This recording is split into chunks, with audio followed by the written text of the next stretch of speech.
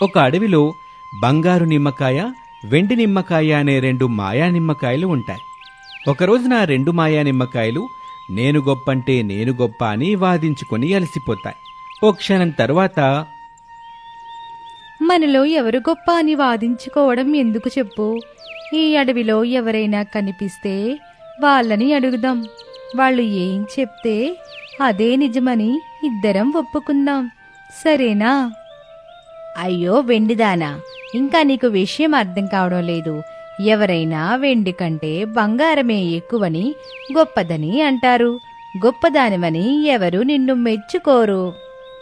నువ్వు చెప్పేది నిజమైతే ఎవరినైనా అడగడానికి ఎందుకు నువ్వు ఒప్పుకోవడం లేదు? నేను చెప్పనా ఎందుకో? నువ్వు చెప్పుకునే గొప్పలో నిజాయితీ లేదు, నిజం అంతకన్నా లేదు. నేను భయపడుతున్నానని నువ్వు అనుకుంటున్నావు వెండి, కానీ నీ పరువు నువ్వే తీసుకోవద్దని నేననుకుంటున్నాను.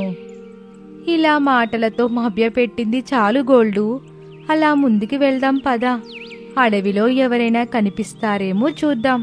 పశువులను మేతకి తీసుకొచ్చిన వాళ్ళు, వంట చేసుకోవడానికి కావలసిన కట్టెల కోసం వచ్చిన వాళ్ళు ఎవరైనా ఉంటారు.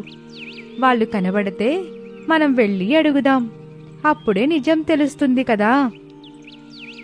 నా మాట ఎప్పుడు విన్నావు కనుక ఇప్పుడు వినడానికి సరే పద అని బంగారు నిమ్మకాయ ఒప్పుకుంటుంది. వెండి బంగారు నిమ్మకాయలు కలిసి అలా అడవిలో ముందుకు వెళ్తూ ఉంటాయి. ఒకచోట కట్టెలు కొడుతున్న చంద్రయ్య కనిపించాడు. అదిగో గోల్డు, అక్కడొక మనిషున్నాడు చూడు. అవును చూశాను, కట్టెలు కొడుతున్నాడు. పద అతని దగ్గరికి వెళ్ళి అడుగుదాం. మనలో ఎవరు గొప్పో అతనే చెబుతాడు అని వెండి బంగారు నిమ్మకాయలు మాట్లాడుకొని అతని దగ్గరికొచ్చాయి. మనిషి ముక్కాలుతో ఉన్న వెండి బంగారు నిమ్మకాయల్ని అయోమయంగా చూస్తూ ఉంటాడు అతను. ఇలా చూడు పెద్దాయనా, భయపడకుండా మాలో ఎవరు గొప్పో చెప్పు, బాగా ఆలోచించుకొని చెప్పు అని చెప్పగానే చంద్రయ్యకి ఏం చెప్పాలో అర్థం కావటం లేదు. అతనికి అసలు నమ్మకమే కలగటం లేదు. వెండి బంగారు నిమ్మకాయలు ఉండటమేంటి, అవి తన దగ్గరకొచ్చి ఎవరు గొప్పో చెప్పమని అడగటమేంటి అని చంద్రయ్యకి భయమేసింది. ఇదేదో మాయాగాల్లో ఉందే, నన్ను వదిలేయండి. మీరు నన్ను చూడలేదు, నా దగ్గరికి రాలేదు, నాతో మాట్లాడలేదు, నేను మిమ్మల్ని చూడలేదు, మీకేం చెప్పలేదు. వామ్మో, ఇదెక్కడి వింతరా నాయనా అని చంద్రయ్య కొట్టిన కట్టెల్ని, తీసుకొచ్చిన గొడ్డల్ని అక్కడే వదిలిపెట్టి పారిపోతాడు. అది చూసి గోల్డ్ నిమ్మకాయ పక్కపక్క నవ్వుతుంది. వెండి నిమ్మకాయ కోపంగా చూస్తుంది. వెంటనే రెండింటికి ఏదో గుర్తుకొచ్చినట్టుగా ఆ 2 మాయా నిమ్మకాయలు అతని ముందుకొచ్చాయి. వాటిని చూసి చంద్రయ్య సడన్ గా ఆగిపోయాడు. నన్ను వదిలిపెట్టండి, మీకు దండం పెడతాను. ఇలా చూడు పెద్దాయనా, ఈ అడవిలో మమ్మల్ని చూసినట్టు కాని మేము ఉన్నట్టు కాని ఎక్కడైనా ఎవరికైనా చెప్పితే నీ తల ముక్కలవుతుంది, నువ్వు చనిపోతావు. జాగ్రత్తగా ఉండు. నేనెవరికి చెప్పను, అసలు నేనేమీ చూడలేదు, నేనసలు ఈ అడవికే రాలేదు అని చెప్పి పరుగుతో వెళ్ళిపోతాడు. సరిగ్గా అప్పుడే పేద కోడలు అనామిక ఒక చేతిలో తాడు, మరొక చేతిలో గొడ్డలి పట్టుకుని బయటకొచ్చింది. అత్తయ్యా, కట్టెల కోసం నేను అడవికెళ్తున్నాను అని చెప్పింది. ఇక అప్పుడే అత్తగారు శారద బయటకొచ్చింది. కాలా, వీలైతే ఎక్కువ కట్టెలు చూడు, 2-3 రోజులు వర్షాలు పడే అవకాశం ఉందని టీవీలో చెబుతున్నారుగా. అలాగే అత్తయ్య, ఎక్కువ కట్టెలు చూసిన తర్వాతే నేను మీకు ఫోన్ చేస్తానులే. సర్లే కోళ్ళ, అప్పుడు నేను మీ మావని పంపిస్తానులే అని చెప్పగానే అనామిక ఇంటి నుంచి బయలుదేరి అడవికొచ్చింది. అడవిలో కట్టెల కోసం చూస్తూ అడవి మొత్తం తిరుగుతూ ఉంటుంది.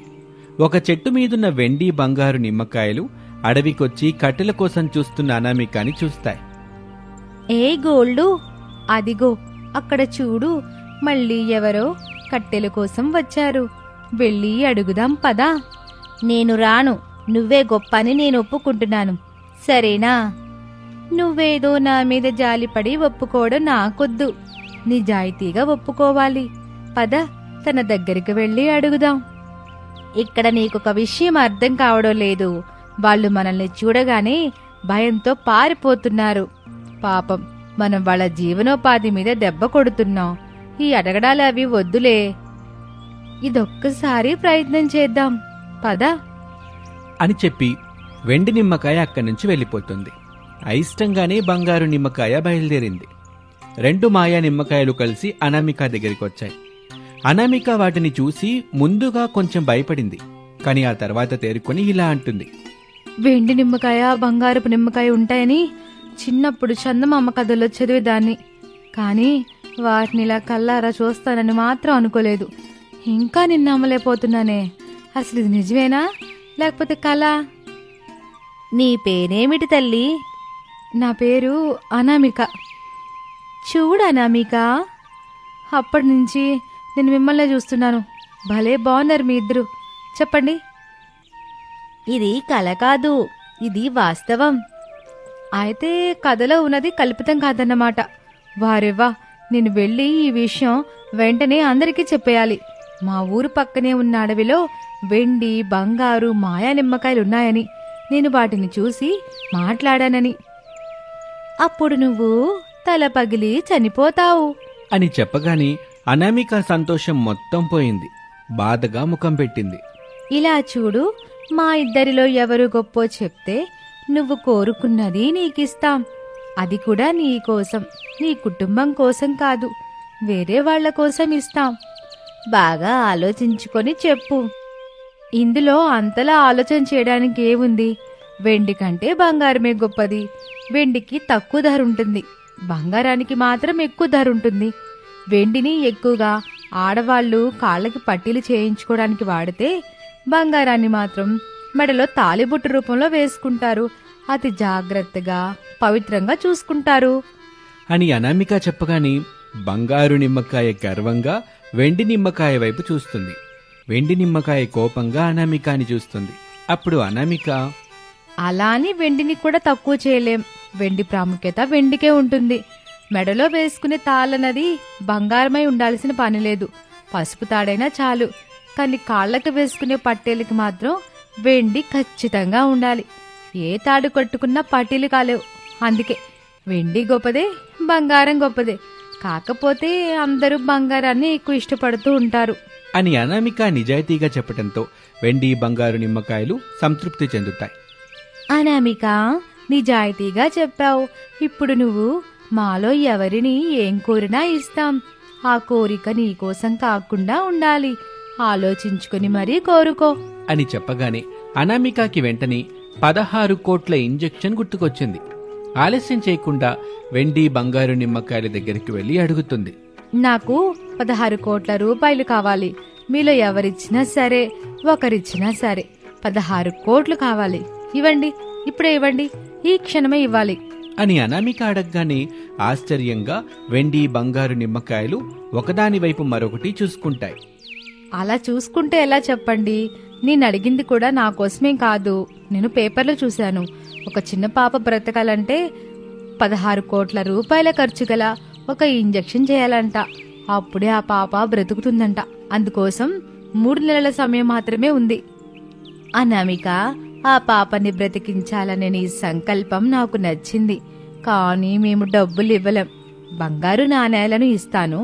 వాటితో ఏదైనా మంచి వ్యాపారం చేసి బాగా డబ్బులు సంపాదించి అప్పుడు నువ్వు ఆ పాపకి సహాయం చెయ్యొచ్చు. అవునా అనామిక, నువ్వు ముందుగా ఏదైనా వ్యాపారం చెయ్యి. ఆ వ్యాపారం నుంచి వచ్చే డబ్బులు మొత్తం ఆ పాపకి ఖర్చు పెడుతూ ఉండు. ఇక నేను వెళ్తున్నాను అని చెప్పి వెండి నిమ్మకాయ ఎక్కడి నుంచి వెళ్ళిపోతుంది. బంగారు నిమ్మకాయ మాత్రం అనామికానే చూస్తూ ఉంటుంది.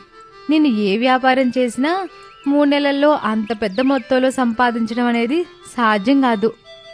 అయితే నేను చెప్పినట్టు చెయ్యనామిక అని అనామిక చెయ్యాల్సిన కష్టం గురించి చెప్తుంది. అది అనామికకి కూడా నచ్చింది. ఆలస్యం చేయకుండా అనామిక అడవి నుంచి కట్టెలు తీసుకుని ఇంటికొచ్చింది.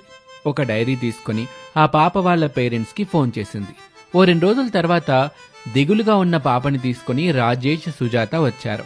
వాళ్ళని తీసుకుని దగ్గరలో ఉన్న గుడికి తీసుకెళ్లి అమ్మవారికి దండం పెట్టుకోండి, మీకంతా మంచి జరుగుతుంది అని చెప్తుంది. వాళ్ళు నిజమని నమ్మి అమ్మవారి ముందు దండం పెట్టుకుంటారు. అమ్మవారి మెళ్ళో ఉన్న మాయా బంగారు నిమ్మకాయ నుంచి వెలుగొచ్చి ఆ పాప మీద పడుతుంది. ఆ పాప అందంగా నవ్వుతూ ఉంటుంది. అనామిక బంగారు నిమ్మకాయని చూసి సంతోషపడుతుంది.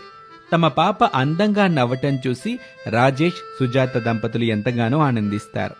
ఇక పాపకి ఏమీ కాదు, అంతా మంచి జరుగుతుంది, మీరు వెళ్ళిరండి అని చెప్పి వాళ్ళని పంపించి సంతృప్తితో అనామిక ఇంటికొస్తుంది. ఇది ఇవాల్టి కథ. మరొక ఆసక్తికర కథలో మళ్ళీ కలుద్దాం. అంతవరకు సెలవు. నమస్తే.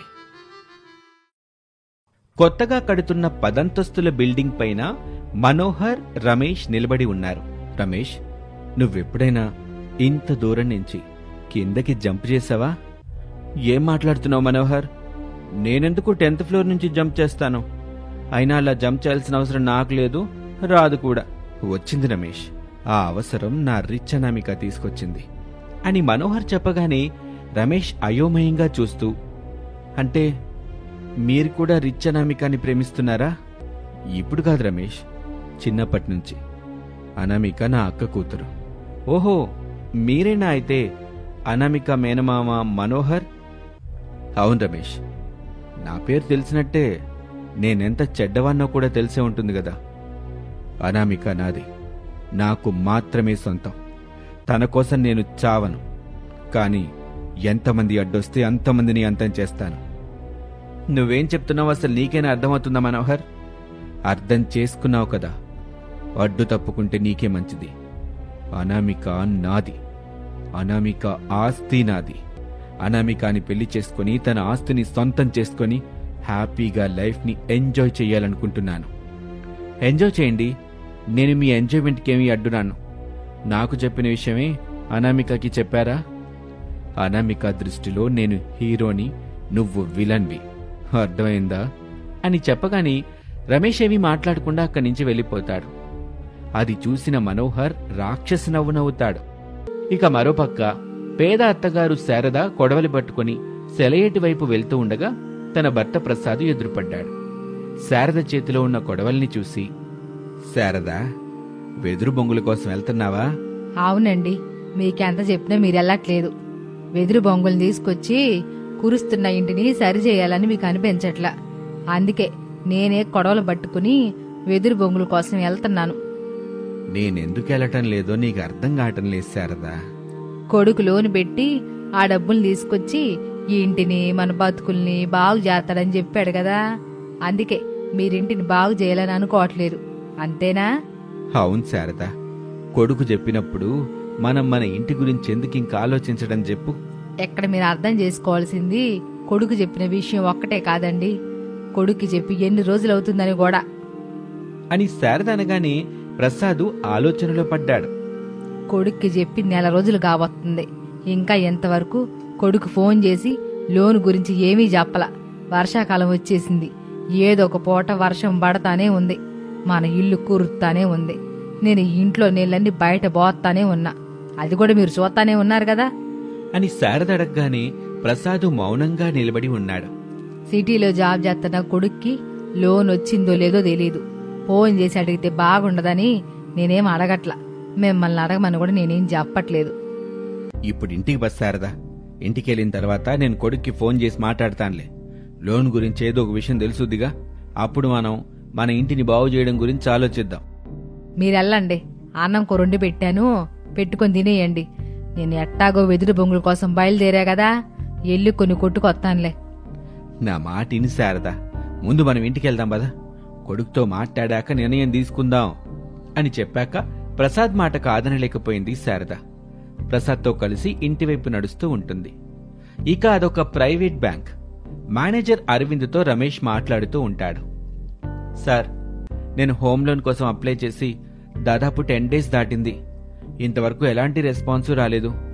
కనీసం ఎస్ అనో నో అని కూడా రిప్లై ఇవ్వలేదు. ఏమైంది సార్? సి మిస్టర్ రమేష్, నీకంటే ముందు హోమ్ లోన్ కోసం అప్లై చేసిన వాళ్ళ అప్లికేషన్స్ ని చూడాలి కదా, అలా 1 by 1 ఆర్డర్ ప్రకారంగా వస్తుంది, అందుకే ఇంత టైం పట్టింది. ఓకే సార్, ఇప్పటికైనా నేను పెట్టిన అప్లికేషన్ వచ్చిందా? చెప్పండి సార్, హోమ్ లోన్ ఎంతవరకు వస్తుంది? మీకు హోమ్ లోన్ ఇక్కడ రాదు రమేష్ అని చెప్పగానే రమేష్ చిన్నబుచ్చుకున్నాడు. ఫీల్ కావద్దు రమేష్, మీరు ఊరెళ్ళి మీ ఊరికి దగ్గరలో ఉన్న బ్రాంచ్ని కలవండి. మీరు మీ ఊర్లో ఉన్న ఇంటిని బాగు చేయించుకోవడానికి లోన్ పెట్టుకున్నారు, అది ఇక్కడ ఇవ్వటం అయితే సాధ్యం కాదు, సారీ రమేష్ గారు అని చెప్పగానే రమేష్ ఏమీ మాట్లాడకుండా అక్కడి నుంచి వెళ్ళిపోతాడు. ఇక ఆ తర్వాత వెంటనే అరవింద్ మనోహర్కి ఫోన్ చేస్తాడు. సార్, మీరు చెప్పినట్టుగా రమేష్కి లోన్ ఇవ్వలేదు. ఏదో రీజన్ చెప్పి ఇక్కడి నుంచి పంపించాను. థ్యాంక్ యూ అరవింద్ అని చెప్పి మనోహర్ ఫోన్ పెట్టేస్తాడు. ఇక రమేష్ దిగులుగా తనుంటున్న టెర్రస్ మీద గది దగ్గరికి వచ్చాడు. అక్కడ రిచ్ అనామిక ఒంటి నిండా నగలు వేసుకొని నిలబడి ఉంది. తన చేతిలో బట్టల బ్యాగ్ ఉంది. అనామికాని తన రూమ్ దగ్గర అలా చూసి రమేష్ షాక్ అయ్యాడు. వచ్చావరా? రూమ్లోకి వెళ్ళొద్దు. మనం ఇక్కడి నుంచి ఇలాగే ఏదైనా గుడికి వెళ్లి పెళ్లి చేసుకుందాం, లేదంటే ఆర్య సమాజ్కి వెళ్లి పెళ్లి చేసుకుందాం అని అనామిక చెబుతుంటే రమేష్ కంగారు పడుతూ తన రూమ్ తాళం తీసి లోపలికి వెళ్తాడు. అనామిక కూడా లోపలికి వెళ్తుంది. రామ్, ఏం మాట్లాడకుండా ఇలా లోపలికి వచ్చేసావేంటి? చూడను, మేం చాలా పేదవాళ్ళం. నువ్వు మాతో ఉండలేవు. నేనెందుకు చెప్తున్నానో నువ్వు అర్థం చేసుకోవడానికి ప్రయత్నం చేయను. ఈ మాట మనం ప్రేమించుకుంటున్నప్పటి నుంచి నువ్వు చెబుతూనే ఉన్నావు. ఎక్కడైనా నువ్వు ఉంటే చాలు, సంతోషంగా ఉంటానని నేను చెబుతూనే ఉన్నాను కదా. అయ్యో అనామిక, ఎలా చెప్తే నీకు నా బాధ అర్థమవుతుంది? నన్ను పెళ్లి చేసుకుంటేనే నీ బాధ నాకు అర్థమవుతుంది. ఏం మాట్లాడకుండా నన్ను పెళ్లి చేసుకోరా. నిన్ను పెళ్లి చేసుకుంటే నీ మేనమామ బిల్డింగ్ మీద నుంచి తోసేస్తాను నన్ను. నిన్ను పెళ్లి చేసుకుంటే మీ నాన్న పేల్చే బుల్లెట్కి బలవుతాను. ఎలా చూసినా నేను చనిపోవటం ఖాయం. మా అమ్మా నాన్నలు అనాథలవటం తథ్యం. ఈ ప్రేమ వద్దు, నీతో పెళ్లి నాకొద్దు. నన్ను వదిలే అనామిక. అయ్యో రామ్, నీకు అర్థం కావట్లేదు. నన్ను చేసుకుంటే నిన్ను మా నాన్న కాని మా మేనమామ కాని ఏమీ చేయరు. ఎందుకంటే ఏ తండ్రి తన కూతురు పసుపు కుంకాలు తీయరు. మా మేనమామ కూడా అంతే అని అనామిక ధైర్యం చెప్పడంతో రమేష్కి అది నిజమే అనిపించింది. బాగా ఆలోచన చేసి ఒక నిర్ణయానికి వచ్చాడు. సరే అనామిక, మనం ఇప్పుడే గుడికెళ్ళి పెళ్లి చేసుకుందాం. ఆ తర్వాత వెంటనే మా ఇంటికి వెళ్దాం. సరే రామ్, ఈ మాట కోసమే నేను ఎదురు చూస్తున్నాను. వెళ్దాం పద అని అనామిక కూడా చెప్పగానే రమేష్ రిచ్ అనామికాని తీసుకుని ఆటోలో వెళ్తూ ఉంటారు. ఇక అప్పుడే శారద దంపతులు తమ మట్టి ఇంటికొచ్చారు. ప్రసాద్ రమేష్కి ఫోన్ చేస్తున్నాడు. గుళ్ళో అమ్మవారి ముందు అనామిక, రమేష్ నిలబడి ఉన్నారు. సరిగ్గా అప్పుడే రమేష్ సెల్ ఫోన్ మోగుతుంది.